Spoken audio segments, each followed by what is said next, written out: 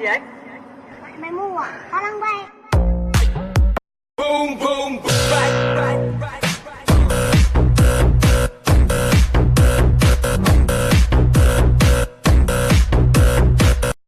Một cộng hai bằng mấy?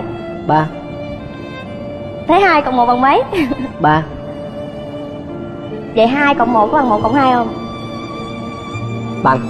Bằng nhau đúng không? Đúng. Chắc không? Chắc. Vậy em thích anh bằng gì? 一生都离我久，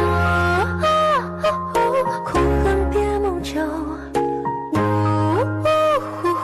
失去只会难言留。 Boom boom right.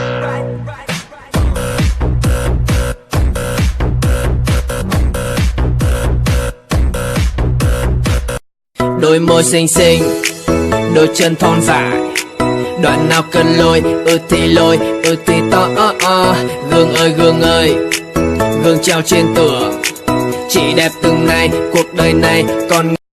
Vì ngày xưa ấy nghĩ rằng tay trong tay phải chiến thắng tất cả, mình dại khờ thế đấy.